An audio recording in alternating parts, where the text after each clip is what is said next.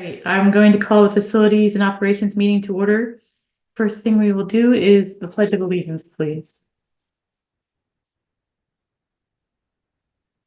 I pledge allegiance to the flag of the United States of America and to the republic for which it stands, one nation, under God, indivisible, with liberty and justice for all.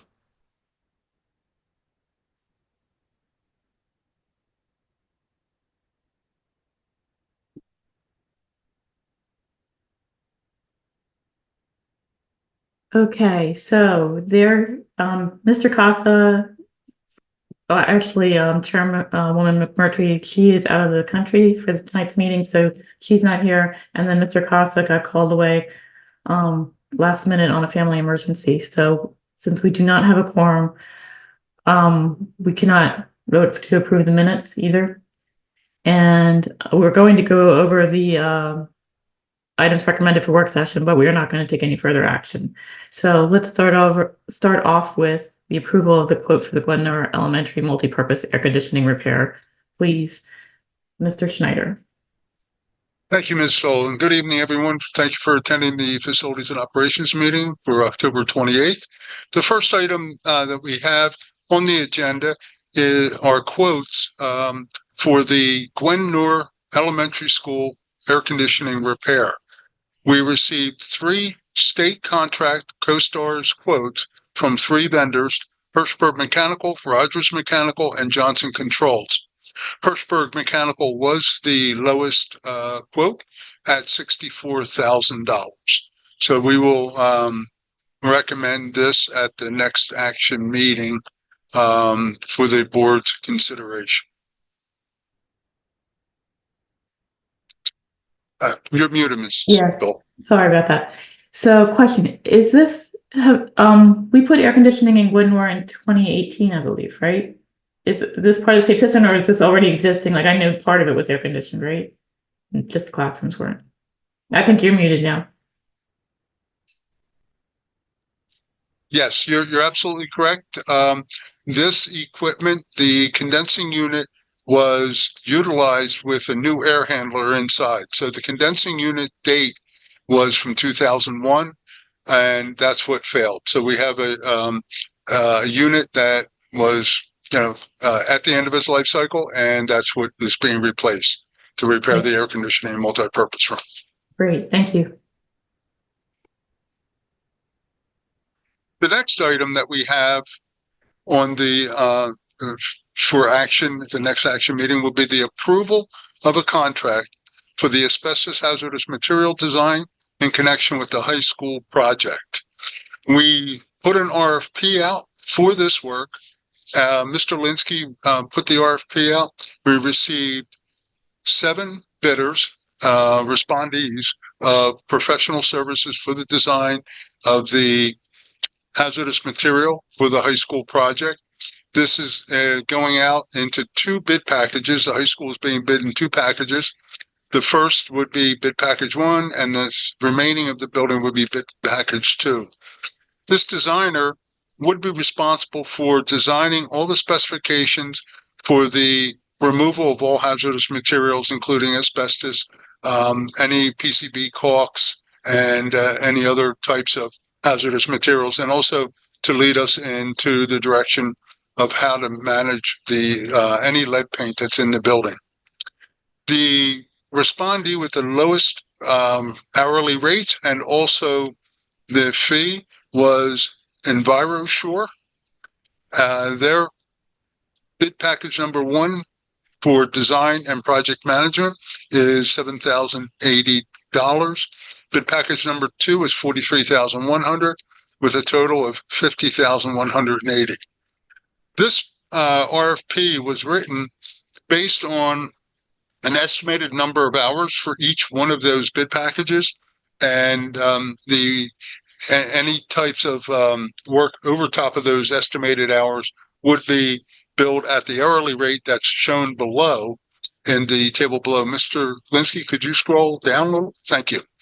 And you can see that EnviroSure's hourly rates are very competitive compared to the other bidders.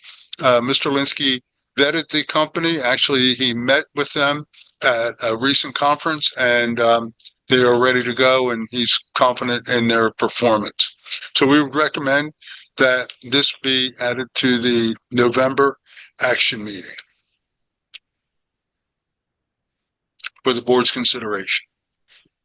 Okay, so I'm always kind of skeptical when I see such a big difference between the lowest bid number and the highest bid. So 50,180 versus 85,320. It's very interesting. If you look at the numbers, you have three that are very high, the 85 being the highest, and then you have two groupings of 50 and 53,000 and 60 and 69,000. So it's not unusual to see a spread like that. The company is confident. Mr. Linsky, you want to add anything with your conversations with EnviroSure? Yeah, I actually met with them recently, as Mr. Schneider said, at a conference, Pasville conference last week. They were set up, they had a booth. I had actually talked with the owner last year as well. They've been in business, I believe, since I believe about 2006. They have industrial hygienists, they're certified. They reviewed all the reports, and they were actually really pleased with how organized we were with the bid package and with the proposal. They complimented us on that. So, and again, when it comes to the consultant fees, there can be they can vary. Their hourly rates can certainly vary, and that can other work can dictate the price as well. And they're local. They're located in Malvern, relatively local, so they wanted to get in. Okay. Thank you for that. And that completes the items recommended for action for the November 21st action meeting. Thank you, Mr. Schneider. Okay, next up on the agenda are the informational items. Yes, we have a number of informational items to discuss this evening. The first being the Public School Facility Improvement Grant Program, which we just got word that we received a nice sizable grant. Mr. Linsky prepared that grant for us, submitted it, so I'll allow him to elaborate on what the grant entails and the amount that we received from the state. Thank you, Mr. Schneider. So this particular grant was through the Department of Community and Economic Development, DCED, and this was a public school facility improvement grant program, essentially for public schools projects and facility improvements. It applied to projects that were in excess of $500,000. So when we evaluated what projects we had on the horizon, we picked the Pendel project, which is a boiler replacement in the domestic hot water heater, as well as air conditioning condensing units in the auditorium. It kind of fit the bill perfectly. We could not start the project until we actually got the grant award. So we did put the project out to bid. We do have the pre-bid, I believe, is next week, November 4th. The grant share of the project was 75%. So the original project total, the estimate from our engineer, was $768,800. And we did get just about that full 75% awarded to us, which is $575,000. And the process was for the application was explaining the project. We had to prepare information regarding health and safety, how that would benefit the building. It would give us better controls over temperature and climate control. Having the new units in the auditorium with new filtration would be helpful for people, with respiratory issues. So that helped us get that award. And once we actually get the project going and we get the actual numbers back from the bid, we would update the application, and then that number may be adjusted in terms of the total amount once we actually have the actual costs. Okay. Yeah. Thank you, Mr. Linsky. I appreciate your initiative and putting the grant together and getting us that money. Sure. Mr. You're welcome. Linsky, thank you so much for your work on this. What is the timeline of this grant? So when will this funding need to be spent? There isn't a timeline. Basically, we'll once we award the project and we get that information into the application, we just have to follow through with it, and then they'll get us the money. There wasn't, from what I recall, Steve, do you recall that? Seeing that? I don't recall in the application seeing a deadline for reimbursement. Yep. But it's a cost reimbursable grant. So we'll begin the work and then submit for payment for up to the 75% mark. Correct. Yep. Okay. Okay, thank you. Thank you, Mr. Linsky. The next informational item would be the high school update. With us this evening is Mr. Lynch and Mr. Case from CHA Solutions. Mr. Lynch, you want to take off on the high school update? Great. Thank you very much. It's good to be here. I'm sure someone is sharing a screen that has that Rezo. Looks like Dan's driving for me tonight. Thanks a lot. So we can jump right into it on the next slide. There's been a lot of activity associated with the project. And maybe, Dan, you want to enlarge the screen just a little or shrink the slide, just so we get it all on one. And I've tried to maintain a format here on the presentation so that I can share yellow text that would be new from the prior meeting, just to differentiate.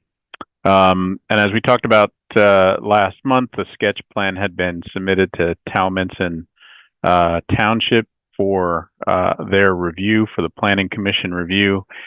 We've got Conservation District going on. Our submission is getting ready and is actually going to be predicated by a brief presentation to the Board of Supervisors in Talminson in order to move the project forward. Preliminary zoning review is underway. There may be some minor zoning relief required for signage and perhaps what we do with the radio tower site, but the good news is that it sounds like the non-conforming use of the transportation facility may go away as a zoning issue as a result of downsizing that facility. So more to come on where we are with zoning. The design team is coordinating with PECO for power and gas. We've got an electric engineer signed to the PECO side, and they're coordinating with Snyder Hoffman, the designer. Good news is that the substation on Sumneytown may not have full replacement, but we are going to have some gear out there that gets replaced. We're coordinating with North Penn Water Authority and the Sewer Authority. There was a very good meeting held with North Penn Water Authority, who's agreed in concept to convey the on-site water lines that are owned by the authority to North Penn School District. And that allows us to move ahead with work on those water lines that have to be adjusted for the new project. And they're also willing to work directly with the school district on the purchase of new water meters and pits for those water lines that we'll need for the project. And so that helps to expedite things. If we slide down a little, PennDOT permit, we're just waiting on final proposal for an updated traffic count that we would hopefully do before the holidays. T&M is the civil engineer, and they're getting proposals for that updated traffic count. On the next slide, geotechnical investigation work is ongoing. The added pits have been completed. The borings have been completed for the new addition and the transportation building locations, and so that information has been shuttled back to the structural engineer from Schrader Group. And utility surveying on the site continues. Some work was done in the past 2 weeks to do some soft digging of locations of concern. We've got probably another week before that group comes back, and there's a couple of lines, stormwater lines mainly, that we're trying to identify locations for. So soft digs that were done, a week ago, last Friday, gave us some of the information that we needed, especially in order to put it on the phase 1 bid drawings. So some more information should supplement that and hopefully get the civil team in the right frame of mind. You heard earlier about hazardous materials and the work on the RFP. I think we mentioned last time that additional hazardous materials testing was being done in the building, and we confirmed that the mastic under the gym floor is not hot, which is a good thing. If we keep going forward, the Phase 1 design development documents were issued by the design team on 9/26. We took them and did a constructability review, which we kicked back to the design team on the 11th, and we're waiting on their responses to a few hundred comments that were made. The Phase 1 cost estimate is in progress. We've gone back and forth with some scope items that we're trying to nail down as far as work that's being completed and some specific work, such as what we're doing with the bulkhead in the pool, what we're doing with bathrooms, and some other things that we've sorted out. So that cost is coming together. The Phase 2 design development documents were expected this past Friday. I think they're being put together and shipped out here very quickly by the design team, so we're anxious to get them. That's the big project, so it's going to take us a little time to get through all of those documents, but we'll make comments and get them back to the design team. And we're working on developing the bid alternates for Phase 1 that we can share with the committee and ultimately with the board ahead of bids. And the front end documents have been provided to Steve for the solicitor review. So all of that is work that's taking place on the actual design. If we head to the next slide, just an update on the schedule with respect to the work that's in front of us. It remains unchanged. So those dates are exactly as they were last month. A note here that the transportation building layout has been determined, and there are a couple of options for how we can pursue constructing that building. We've had a meeting with the solicitor to take a look at what those options are, present the options for state contract pricing versus doing a public bid, and we're looking for some guidance from him that we expect to get back in about a week or so. If we head to the next, we've got the Phase 1 abatement that's in front of us. That's the proposal numbers that you just heard about this evening for a Phase 1 bid that would be next summer. That's for removing floors in the APOD, as we discussed previously. So it's good to be able to get on with the work of putting the details together for those bid documents that would go out to bid after probably the first of the year. And this expedites the work in APOD so that we don't have to go through abatement when renovation has to occur later in the project. Phase 2 renovation bid, that's the bulk of the project, the site and building renovation. The design team continues to work with end users and get information for the bid. As I mentioned, the design development drawings should be in our hands very, very shortly with an anticipated out to bid date in May. A reminder that that work, which includes all of the site work, can't continue without an NPDS permit. The civil team is working on everything related to the NPDS permit there, and we actually had our first meeting with the Conservation District last week with respect to work that's in Phase 1. And it sounds promising that the work to remove fuel oil tanks and to relocate the propane fueling station are going to be permitted by the Conservation District. So we're waiting for that in writing. And the Phase 2 abatement bid, that's the larger abatement bid for the remainder of the building. That would go out on the same timeline as the Phase 2 renovation. Okay. And so our phasing really remains the same for the building, starting with, Phase 1 is obviously the K-pod and L-pod renovation, but the large project is the A-pod addition to create swing space for the rest of the renovation, followed by A renovation and F, B, C, et cetera, as you see here. So we're continuing to work on detailed phasing drawings for all of these phases. That's what Kyle's been working on. And our schedule remains the same, completion toward the end of summer 2030. Just a budget slide reminder, it really has not changed since we were back early in the summer as far as what the numbers are. We'll be locking down where our estimate stands for phase one, which is a number that approaches $28 million right now. And then once we get our hands on the next phase of documents, we'll start to put a cost estimate together for that prior to being able to go out to bid on or about the 16th of December with phase one. I think that's the end, and I'm happy to answer any questions that you have on the project. Mrs. Roberts, do you have any questions? No, not at this time. I do have a question. On slide 2, you said something about the substation might not be needed, the one on Town Pike. Yeah, that's correct.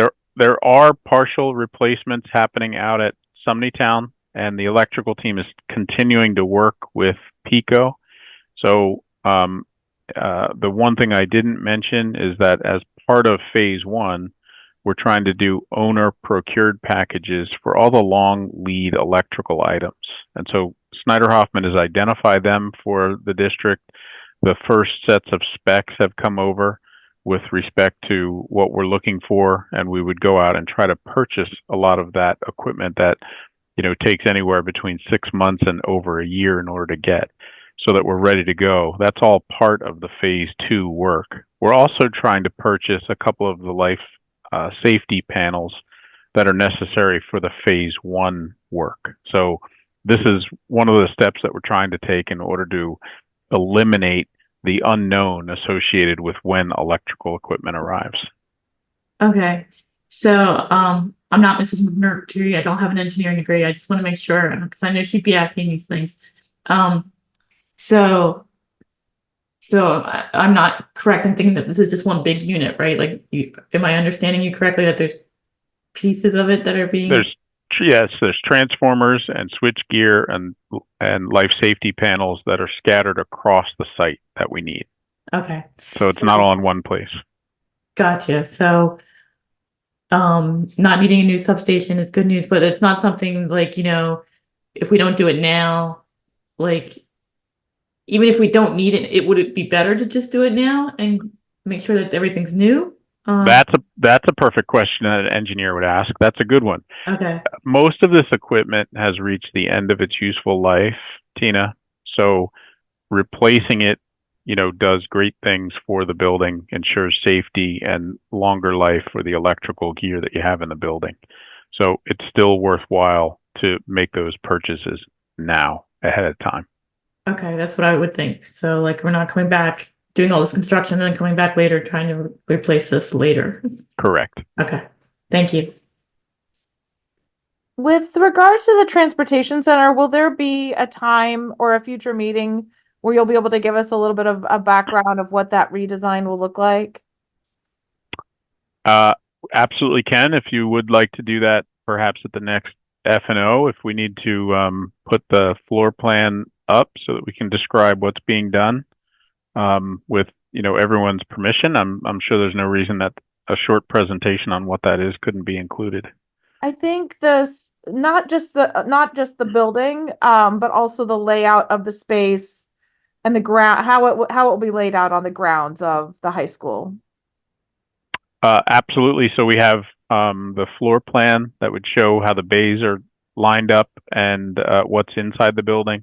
And also we have new site drawings that identify how that works. So there's a whole process involved of building the new transportation building, taking down the old one, the utility connections, the grading, the parking.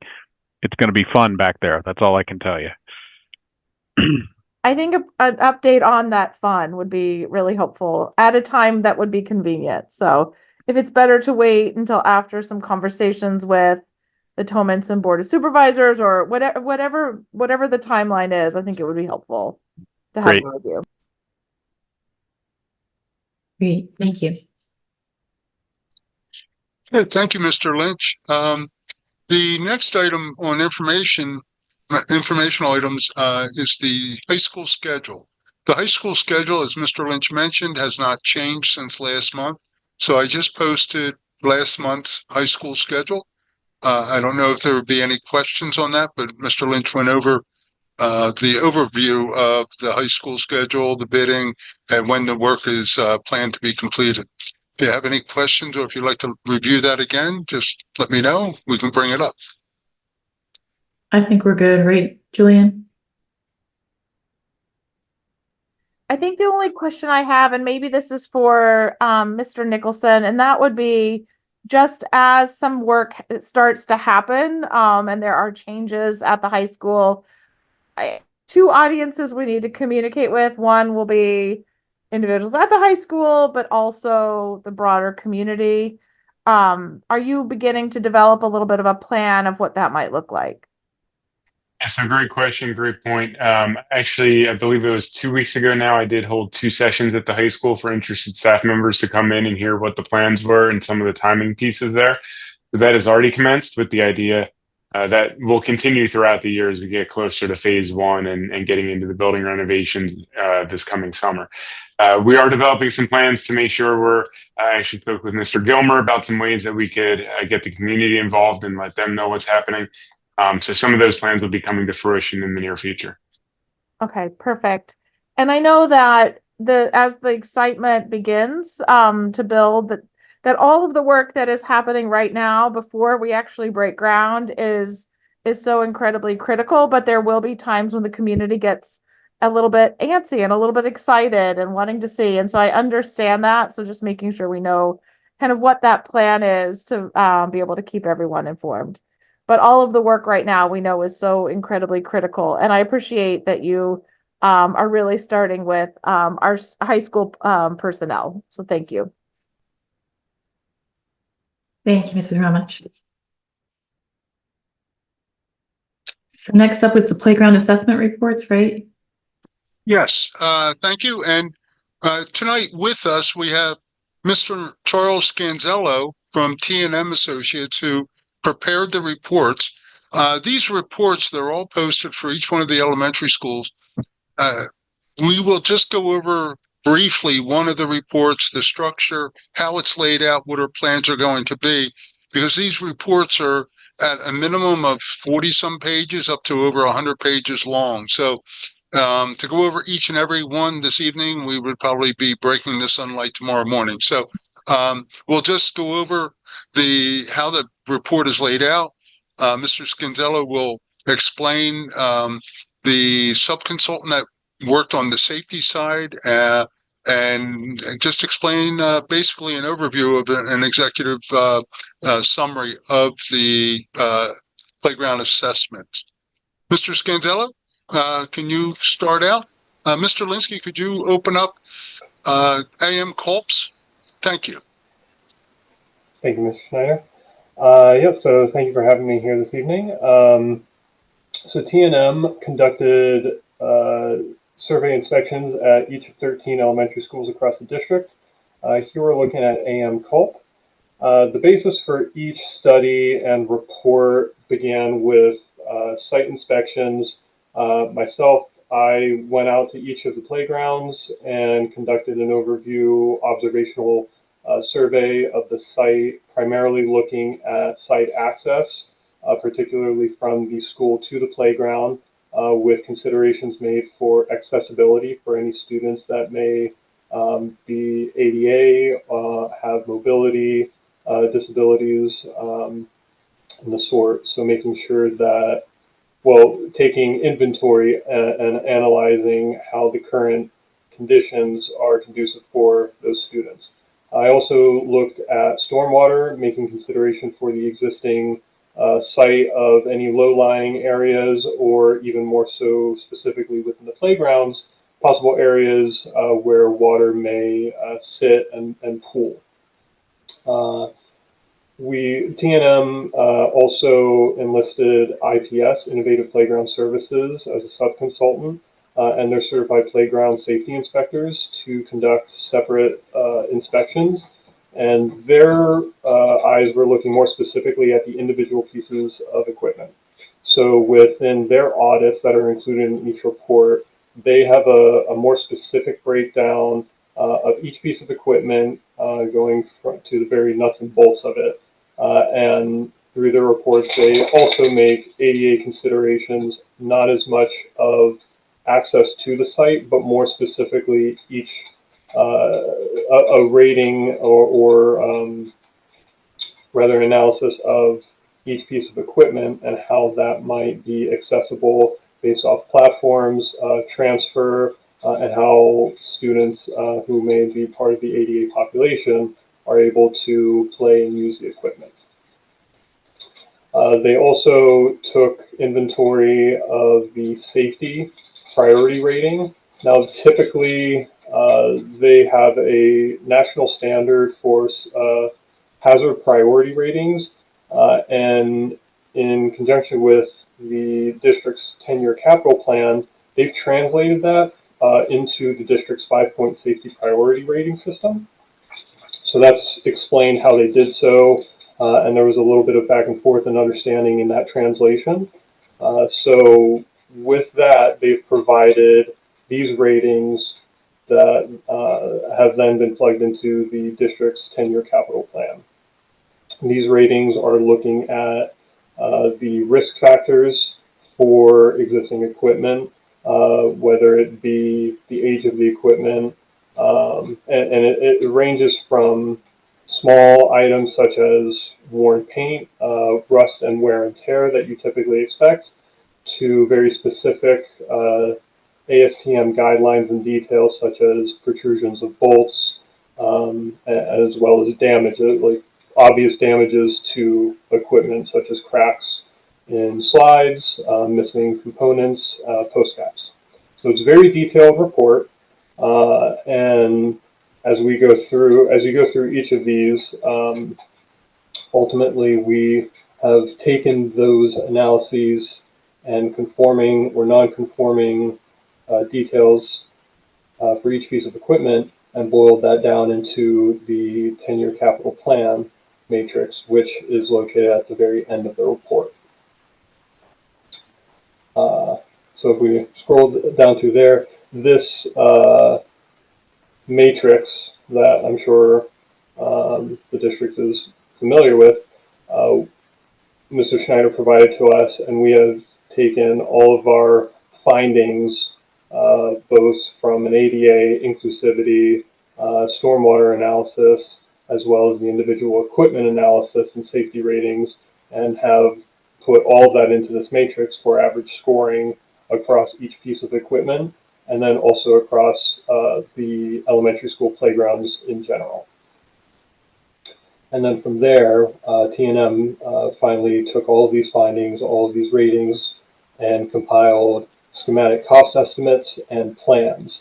These are rough estimates at this time, as these reports are primarily for inventory and analysis of the existing conditions, and we're providing a schematic level for opportunities that the district may consider taking these existing conditions and our findings and how they may be applied from a budgetary perspective, and providing some possible options for the district to consider in relaying out, removal of existing equipment, replacement with new equipment, possible resurfacing of the existing playground mulch.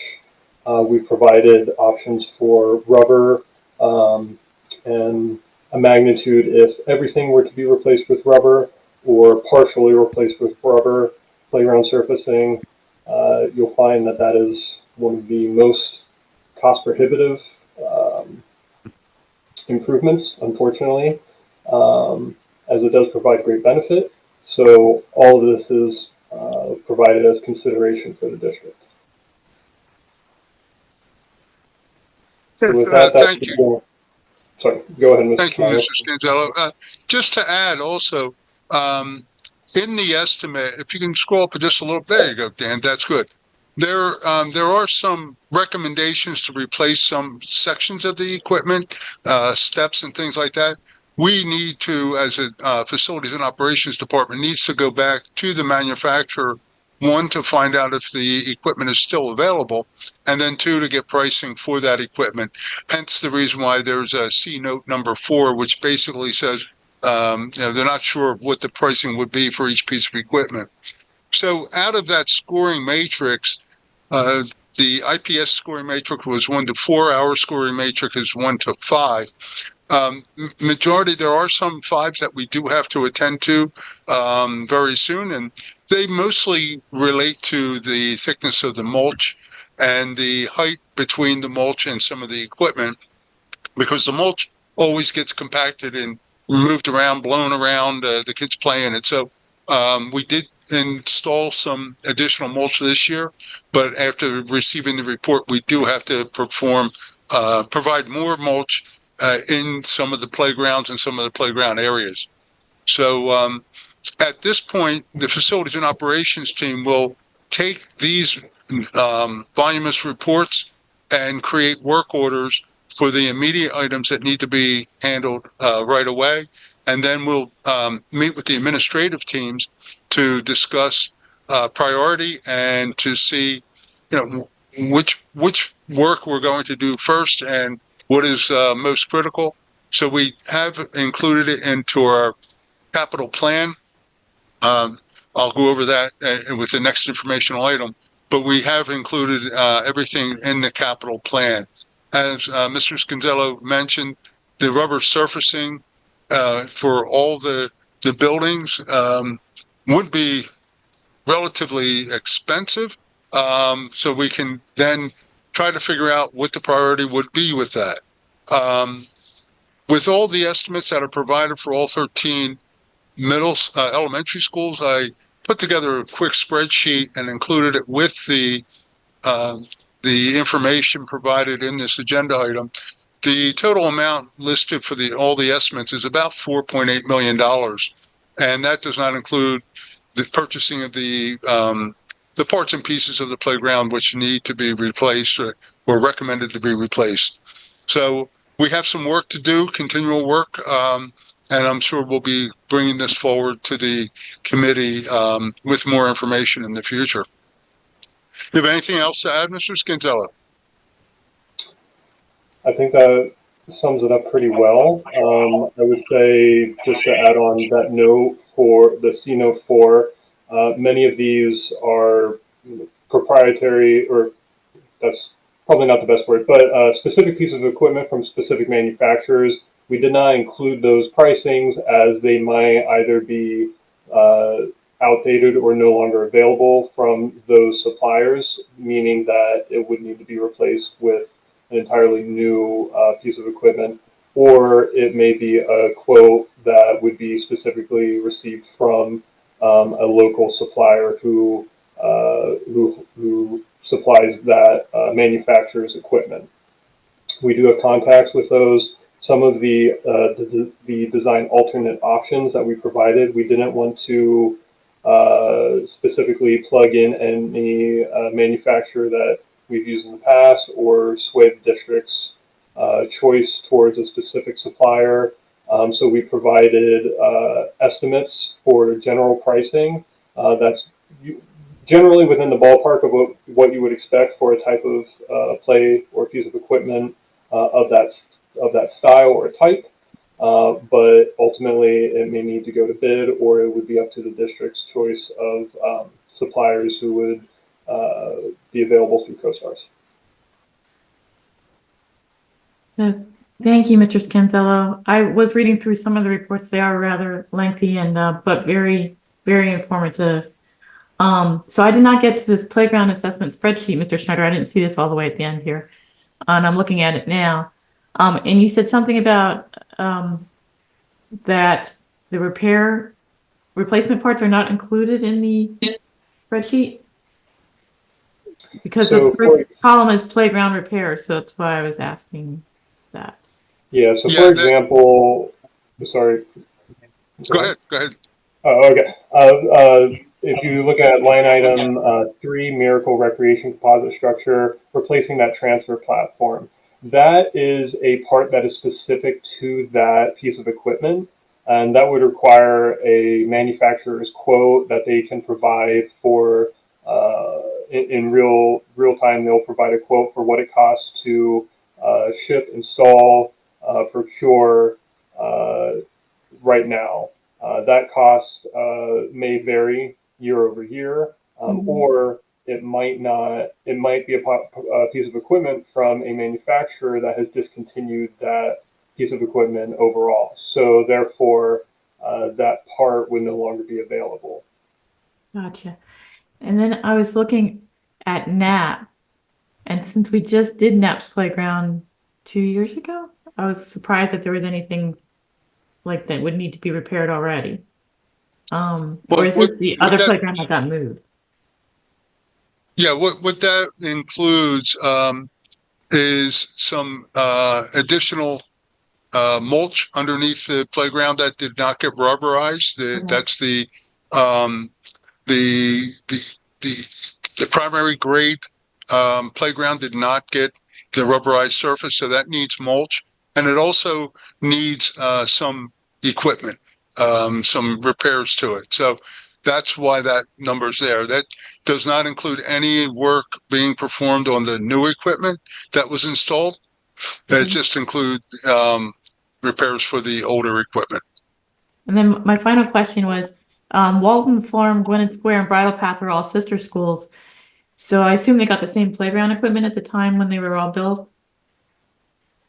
Well, Walton Farm, Bridle Path, and Gwinnett Square have had additional playgrounds installed Okay. over the years. They do have the original one for each one of the schools, but they have received differing types of playground areas. Walton Farm has different than Bridle Path, and Gwinnett Square is different than the other two. Okay, because that would explain why they get the price difference there. Yes. Okay. Yep. Thank you. Mrs. Ramesh, do you have any questions? Yeah, I want to talk a little bit about, I know we're going to incorporate this into our capital plan, but what other recommendations might there be for us to consider to be able to kind of help to move some of these improvements forward, given that we have so many competing priorities? I'm assuming that there wouldn't be Department of Ed grant funding or things like that. Would there be, a lot of the things that we can just do on our own? I just want to know a little bit more about the scope of bringing these up to. I think what we need to do is actually, and we started this already, is to dissect each individual report for each individual school and lay out what our internal teams can do internally, and then also have a discussion possibly at the cabinet level with Dr. Bauer, Dr. McKenna, and actually talk about developing some type of a strategy to move forward. It is, as a whole, it is a large chunk of money. So, depending upon what the priorities are in the district with the capital plan, we will have to decide how much allocation will be put forth to the playgrounds each year to try and keep those being improved over time. But we have a lot of work to do from this point forward, just to try and strategize and to try and come up with a plan, just as what you've mentioned. How do we move forward? There's going to be quite a bit to do. Thank you so much. And I hope we can use some of these meetings to help keep that conversation going. Sure. We can bring this back as we progress. Thank you, Mr. Schneider. Yeah, I would imagine it's going to be hard to there's a lot to figure out how to do it equitably, so, which I think there is. If you look at, for example, the Montgomery report is 102 pages long, so there's a lot of information, and each one of the schools is voluminous information about what the individual building administration had seen and what they see the kids play on and what they don't play on, what they would like to have in their playgrounds, things like that. So we have a lot of work to do. This is step number one. At least now that we have the assessment, we can put priorities together and make some determinations. Sounds good. Thank you. Okay. Then the next item would be the capital plan. The capital plan has been modified to include the playground equipment. Mr. Linsky, could you bring up the building plan, please?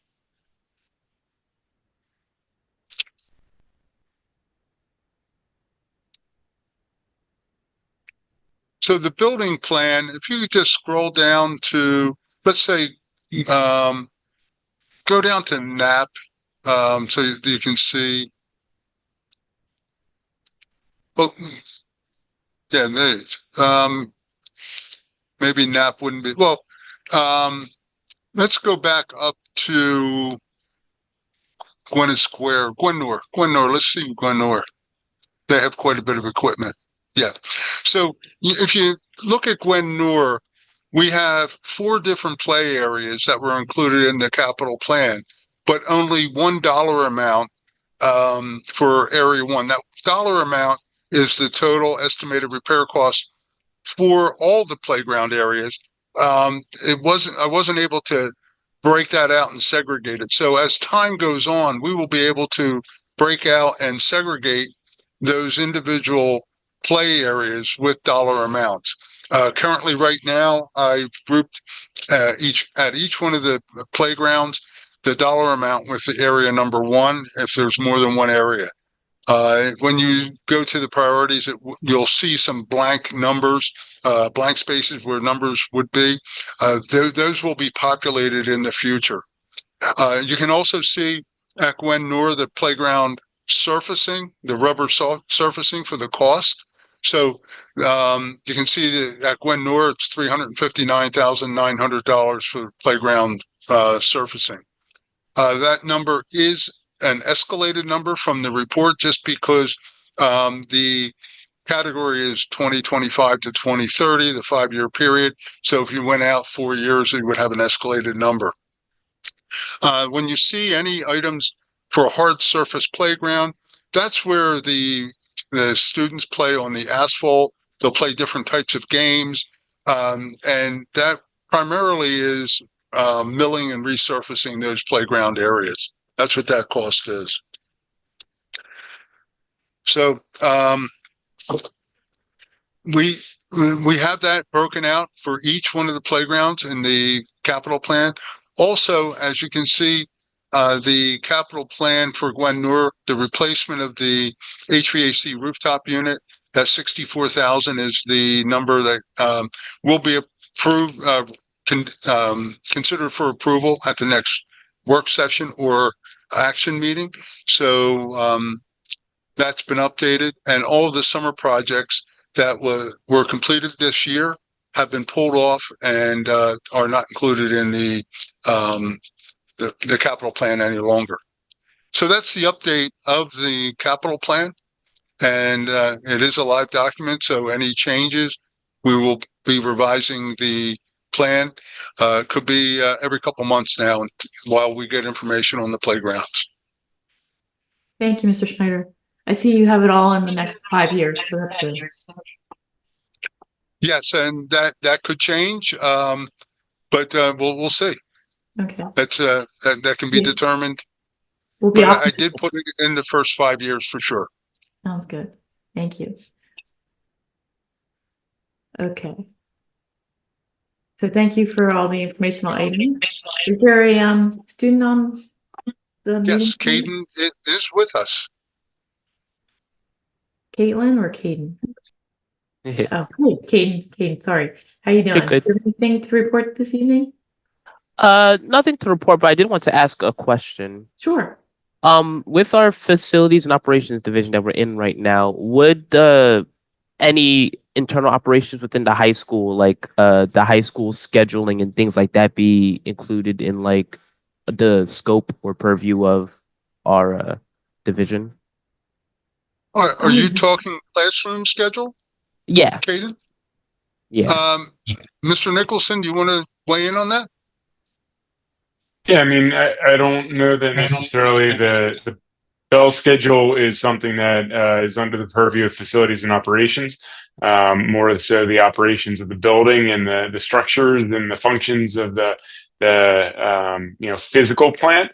But if you have something, Caden, specific to the bell schedule or something that you want to share briefly, or you want to share with me separately, I'd be more than happy. All right, thank you so much. Thank you, Caden.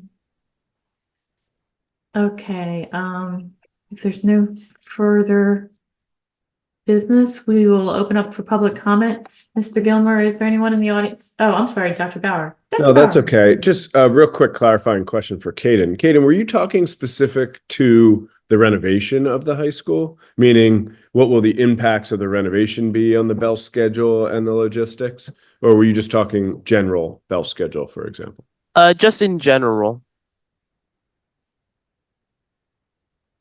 Sounds good. All right, Mr. Gilmer, is there anyone in the audience tonight that would like to make public comment? We do have one person in the audience, although I think this may be their first time here. So if you intend to make any public comment, you'll need to raise your hand in the interface. There's a little raise hand icon at the bottom of your Zoom interface. If not, do not raise your hand. But if you'd like to make comment, hit that hand so I can enable your microphone if you'd like to make a comment. And there's no hand. All right, Kenny, I'm going to go 3, 2, 1. I see no hands for public comment tonight. Okay. Well, thank you, Mr. Gilmer. All right, so our next meeting of the Facilities and Operations Committee meeting is scheduled for Monday, November 25th at 7 p.m. Can I have a motion to adjourn the meeting, please? So moved. Thank you. All right, have a good night, everyone. Thank you so much.